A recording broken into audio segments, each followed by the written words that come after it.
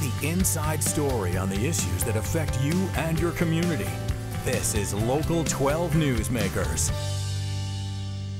Good morning and welcome to Local 12 Newsmakers. I'm Dan Hurley. On this weekend, when we stop to give thanks, we're going to focus on two creative organizations that deliver more than what you might first imagine.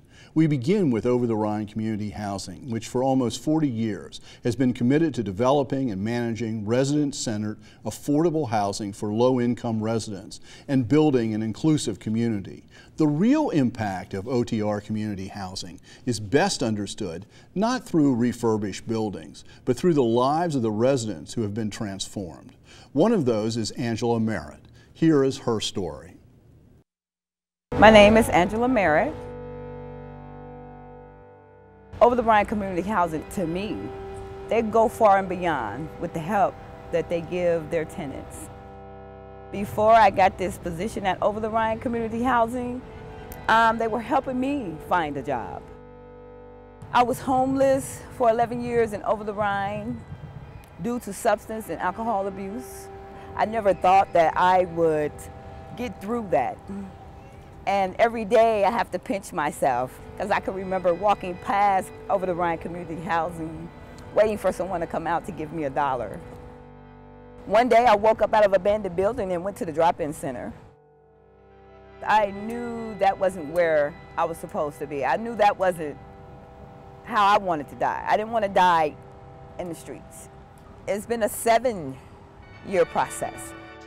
And you never would think through your struggles that you'll find a transformation. I never dreamed that I would be giving my experience back, my lived experience, to other tenants to inspire and encourage them.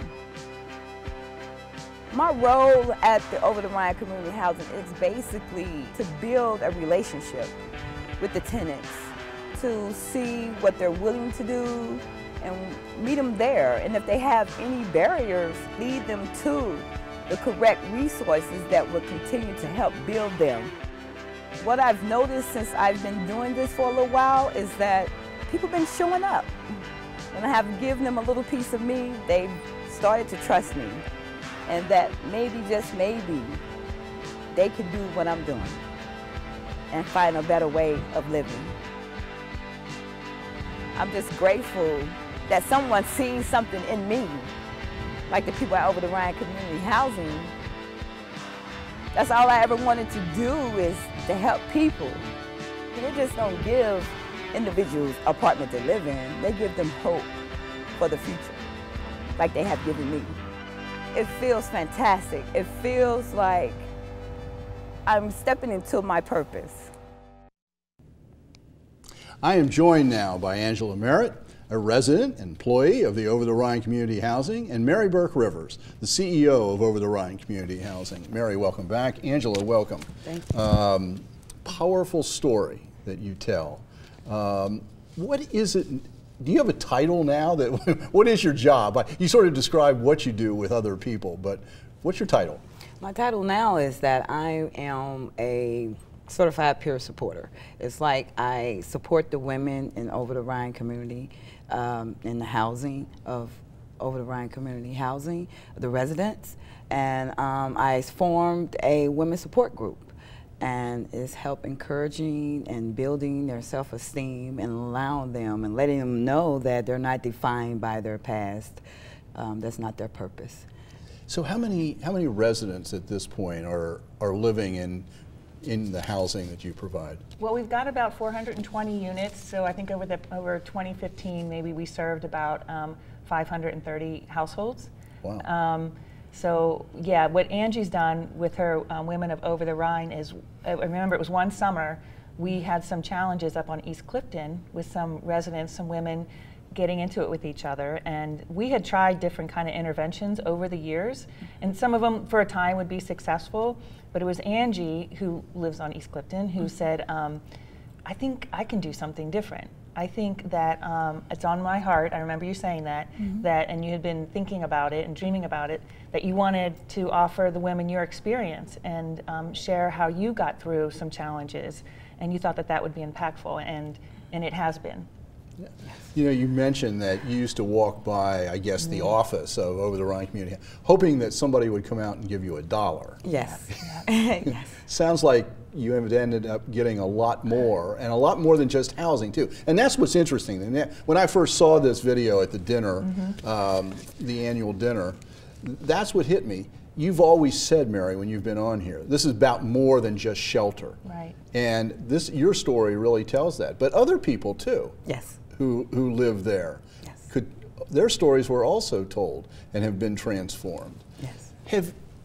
Is there anything that could have happened for you that would have short-circuited that process? I think you said 11 years that you were sort of on the streets, addicted. Is there anything that could have happened earlier, or did you just have to reach a certain point? Well, yes, I just had to reach my bottom. I had to reach the point of desperation, of wanting to do something different with my life. Because now I know that my mess has been a message of hope for other people. So, who inspires you? Wow, there's a lot of people inspire me. I can say that my children, my grandchildren, but most of all, I have a faith of a higher power that has given me, that I prayed to when I was homeless, to help me, to be used as a vessel. So that faith was there even when you were homeless, even when you were on the streets? Even when I was homeless. So now I asked him to save my life when I was homeless so I could be used as a vessel of hope. So that means I cannot be shameful, and I have to be bold and courageous with what I share and honest so I can reach and touch hearts. Mary, you know, this phrase of shelter first, that getting people off the streets, getting people inside where some basic things are controlled and better, is key, but it's much more than that, and that's what comes through here. If you could change one thing, if you something that's changeable, not just Santa Claus type of stuff, if you could change something that's real, that you think you would help a lot of the people coming into your housing, what would it be? Okay, I'm trying not to be Santa Claus-like, but I think I've been really turned on recently by this thought of investing directly in people and allowing people to make decisions. So like Angie, she's got this idea. Let's give it a go. Let's have Angie meet with the women, and then they talk about what things are important to them and what they need to be successful. So I think that idea of investing directly in people and giving people the resources to make decisions and figure out how to use those resources. I think that's a new way of approaching some of the issues that we've been talking about for years. Rather than creating lots of programs up top and then trying to drill them down? Yeah, exactly. Like start from the bottom, where people are, and ask them, instead of prescribing what we think would be the best solution, but what do you think? And again, just the power of peer-to-peer sharing. There's a lot of programs out there that use that, and it's so powerful when somebody who looks like you, who had similar experiences, is successful. You know, you, just picking up the bits and pieces here, it sounds like you sort of turned things around about 7 years ago. So you've been on a better path for 7 years. Is that about? Yeah, now it's 9. Now it's 9. It's since 2007. Okay. Yep. Since 2007. All right. Yeah.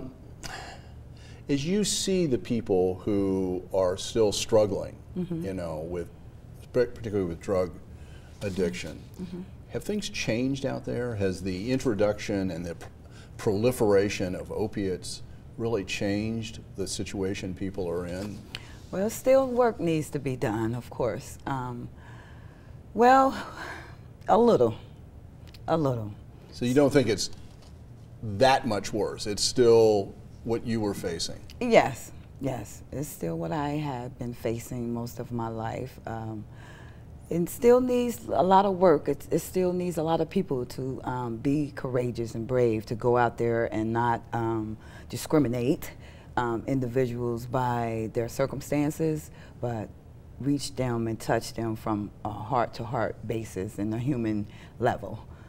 You know, at the annual dinner, I sat next to another person who was, there was a video created, and he's the head of your maintenance. Carl. What a character. Yes. But I have a feeling that he not only has emerged as, he lives in your housing, but he is responsible for the maintenance side. Is that something too that sort of bubbled up from the bottom? Yeah, we're very fortunate at Over the Rhine Community Housing that we have a lot of staff members who've been through some experiences, and they're just always wanting to give back. So when Carl approaches his job, it's a job and it's responsibility, but it's also him giving back to the community. And he talks about that. And being in people's, you know, it's our apartment, but it's people's homes when he goes in to do maintenance, and he's very respectful of people and understands the ups and downs that people might have during a day when the toilet overflows. So when you show up, they may not be real happy at the moment. So he just takes the approach that he's here to serve. Yeah, he sounds like he also has some of that same helping people. It's not just fixing the toilet that's overflowing. Right. It's also really knowing the people who live there and being part of a community. Being part of a community, that's right. Now, you also, though, are looking for people to find jobs outside. You can't hire everybody who lives in your housing. Right. So you're looking for people to find jobs out in the community as well, too. Yeah, so we've been really fortunate. The Jimmy Heath House, which is based on that housing first model, have people move in first and then surround them with services. Some of the residents there have engaged in Yvette Simpson's employment program that she worked on with Josh Spring of the Homeless Coalition, and the name of the program isn't coming to mind at the moment. But we've had some folks hired through that. So that's real hopeful, that pipeline of getting people jobs, working in Washington Park, working in that distributor in the West End that I'm sure you're familiar with. The manufacturer. Yeah, manufacturer. Yeah, it'll come to me. Yeah, and then we have senior moment. Right, same here. Venice on Vine and Power Inspires Progress. Right. That's one of our storefronts. So we've had folks go through there, and then Angie, so Angie's role has shifted some, but at one point she was going out to the new businesses in the neighborhood, seeing if they were hiring so that she could hook up some of our residents with some of the new businesses in the neighborhood, the restaurants. Yes, right? on Vine Street. Nehemiah Industries. Thank you. Nehemiah Manufacturing, over in the West End. Amazing story, and they've been guests here too as well. So this is Thanksgiving weekend. At this point in your life, what are you thankful for, Angie? Wow, I'm thankful for another chance to show that I am able to be a productive member of society and give hope to other individuals that they can change. Good. Mary, what are you thankful for this weekend? I'm thankful for the abundance of people like Angie, love, support, and the people out in the broader community who provide support to us. And if I can just put in one plug, there's Giving Tuesday. It's the Tuesday after Thanksgiving. Right. So there's Thanksgiving, and then there's this weekend of consumption and consumerism. So Giving Tuesday is a day to give back. So we're initiating a campaign that would support Angie's group, Women of Over the Rhine, and our Children's Creative Corner. So if you go to our Facebook page, how about your website? Will you find it there too? Yeah, OTRCH. And well, that's what we've got. So you can check up and find out more about Over the Rhine Community Housing at, maybe I didn't have it. Okay, www.otrch.org. Okay, very good. Stay tuned, but thank you for both being here, and I'm thankful for both of you and the work you're doing. Thank you. Stay tuned after the break, an innovative school that is making measurable impact on child poverty. Welcome back. American theologian Reinhold Niebuhr wrote, "Nothing that is worth doing can be achieved in one lifetime. Therefore, we must be saved by hope." Every committed teacher lives in the tension identified by Niebuhr. A good high school teacher, where I started, by the way, never knows if they had any significant impact for 20 years or more. The mainstream of contemporary American culture is detached from the world inhabited by teachers. Politicians cannot think beyond 2 or 4 year terms. The impatience of the financial market shortened the vision of business executives to a quarter. The search for a truly effective approach to education is never ending. One of the few schools in our region with a truly unique approach is DePaul Cristo Rey, which combines traditional classroom pursuits with 5 days a month of working in professional work settings. Over the course of 4 years, students have the opportunity to not only learn algebra and composition, but also to be inspired and to set career and life goals from adults other than their teachers. A second example of an initiative for which this community can give thanks this weekend is DePaul Cristo Rey. I am joined this morning by Joe Whittle, who is a senior member of the senior class at DePaul Cristo Rey, member of class 17, right, 2017. Angie Harnett, the chief financial officer of Jetson Engineering, one of the 100 DePaul Cristo Rey corporate partner companies, and Sister Jeanne Bessette, the president of DePaul Cristo Rey. So Jeanne, welcome back. Everybody else, welcome to Newsmakers. Joe, let's get started by, you're now a senior, so what are the jobs you've had? Not just this year's job, but what's sort of the range of jobs you've had? All right, so freshman year, I worked at Catholic Charities of Southwestern Ohio. Okay. And then sophomore year, I worked at Hickson Architecture and Engineering and Interior Design. I also worked at Hubert Company for my junior year, and this year I'm at Wellington Mercy Health and orthopedic sports medicine. So quite a range. Absolutely. I mean, some engineering up front. Now, were those jobs in any way connected with what you said, oh, I'm interested in such and such, or did the school just sort of find things for you and you plunged in? So I kind of got lucky. So I wanted to go into a nonprofit for my freshman year, and I was able to do that. And then going into my sophomore year, I was always wanting to be engaged into the medicine and engineering field. So I was able to go to Hickson and kind of get a touch of what they do and a feel for how the engineering and architects function on a daily basis. And then junior year, I was able to go to a manufacturing company where I got to see a bigger scope of some different things, and the experience was great as well. It's not something that I want to do, but it was, I learned a lot at that job, you know what I mean? So we're at Wellington now, and I'm able to see surgeries and work with doctors and administrative assistants. You don't get to do any surgery? No. No, okay, all right. Just wanted to clarify that. No, but I get to see what they do and kind of get a feel for what I'll do one day. Okay, we'll come back to that. Angie, how long has Jetson been a corporate partner? This is our third school year. Third school year. Yes. So what is it that you've learned in these 2+ years about what it is that you can do for the students that's effective, and also what have you learned about what students can do for the company? Sure. So what we can do for the students, I think the exposure that we give to the students in terms of the varying opportunities within our organization. We have our students work anywhere from the finance department into the marketing department. We have, this year we have a student who's working in our engineering group and is shared between 3 engineering disciplines. So what would that mean for somebody in your engineering group? Well, I think it's a two-way street in terms of the giving and the taking. I think our supervisors are natural mentors, and they want to help advance the engineering field and get more kids interested in that technology, scientific type of arena. And also the people that work alongside, not just the supervisors, but the individuals that work alongside of our students. I think they take away a lot, and I think there's also that foundation that gets built in that one-to-one relationship. I mean, there's a true connection to another human being, and you're really working alongside of them, and you know that in the back of your mind you're helping change the trajectory of their future. And I think that's really, really important, and I think it's very gratifying for our people that work in our organization. It's sort of a non-strictly job situation. Does having high school age students in your workplace sort of give it a little life? Yeah, absolutely. If it doesn't, you're stopping on it. No, it definitely does. It definitely brings a different dynamic, and it's a very welcome dynamic for sure.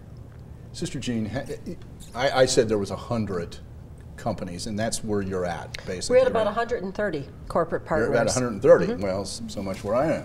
But we've had a lot of rapid growth this year, actually. well, that's good. Yeah, that's good, is. because how large is the school now? 330 students. And every one of those needs to be placed in a job Correct. where they're working 5 days a month, right? Correct. And those are full work days. when And they're out there. earning part of their tuition funding. Because the companies pay for Correct. for those services. These are real jobs. These are not just come and observe type of things. These are not trailing sorts of No. people around. They're not job shadows. Right. Now, the Cristo Rey model is not unique to Cincinnati. You're part of a larger, Correct. and how many are there, and what do you think you've learned from the total experience over the course of this, the whole model has been used? The first school opened 21 years ago in Chicago. There are now 32 Cristo Rey schools. That kind of number says to me it's a movement. I just read that almost 11,000 students have graduated from Cristo Rey schools, and almost 11,000 students are currently enrolled in Cristo Rey schools. I think there are many advantages to being part of a network of schools. We're not franchises. We do have our own unique flavor in each city and our own unique needs and students. But we've learned best practices about putting our young students to work, what works in one city, the kinds of jobs that kids are called on to do. It has some merit across industries. We also have a great benefit of tracking one another's progress. We benchmark ourselves against other Cristo Rey schools so that my students are benchmarked against students that are very much like themselves. And of course, we all want to, it gives us a little healthy competition, to be perfectly honest. What a Do you surprise. think? Back to you, Jeanne. How has this experience shaped what you think you might do? You're a senior. Yeah. Not only what are you going to do next year? What do you think you're going to study? But how has the experience changed what it is you think you want to do? Well, I've always been interested in the medicine, Okay. but the experiences that I've learned at the jobs, I've learned to persevere. I've learned to just always go in and put your best foot forward.